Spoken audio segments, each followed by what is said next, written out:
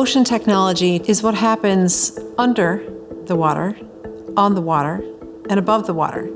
Really, if you boil it down, it's a combination of different disciplines coming together to develop products and innovate. It's just anything where you're collecting data or you're using technology just in and around an ocean environment. One of the reasons that Canada is so unique is that we have the longest coastlines in the world. It's the way that we obtain our food, way that we transport goods. Ocean technology is important because we need to develop innovative ways to care for the ocean, monitor the ocean. The ocean is a vital part of our survival as humans. COVE is a global innovation hub. We started a lot of research several years ago around what's the talent needs in this sector. It's getting students market ready, getting them trained so that when they go in a business, they're just ready to work and contribute as much as they can. We really wanted Smart Ice to come on board with us. We knew that they needed business people, marketing people, as well as engineers and people with data and computer science backgrounds.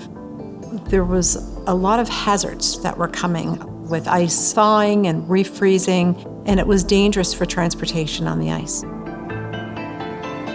And so we helped the communities by discovering how thick the ice is or how thin the ice is. Taking our technology called the Smart Buoy, which is a big 8-foot tall buoy that can measure sea ice thickness based on the temperature and conductivity of the water around it. We're trying to preserve the knowledge that the Indigenous communities already possess, specifically regarding the routes of travel for hunting and fishing.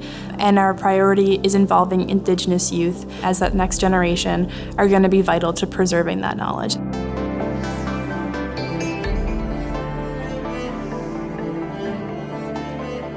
On the Stella Mare, there's actually 17 different instruments. It is a location for companies to be able to conduct product development, verification, and commercialization, all in the marine environment. Usually that needs to be done through a chartered vessel, and vessels are really expensive.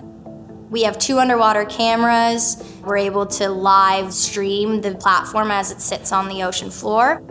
2 instruments called CTDs, so those are conductivity, temperature, depth sensors. The conductivity is what's correlated to salinity, so how salty the water is. Hydrophones, so we have 6 hydrophones, and they collect acoustic data. Hydrophones are very practical. They're used to monitor marine activity underwater, bathymetry, underwater measurements of the ocean floor, or sea floor mapping. So we make piezoelectric ceramics, which sense vibration underwater and convert that vibration into electricity. As a firmware developer, my job is actually communicating with whatever data it sends in. They come in as a stream of bytes. You have to break those bytes up to translate these bytes and make it into something that does make sense. Zeos Technologies produce sensors and systems for remote monitoring anything valuable that you put in the oceans. One of our most popular products is an Iridium and GPS beacon. The rover goes on the liquid robotics wave glider, which is used by navies and universities to do months-long surveys in the ocean. It gets GPS fixes from satellites, and then it communicates that back through the Iridium satellite network.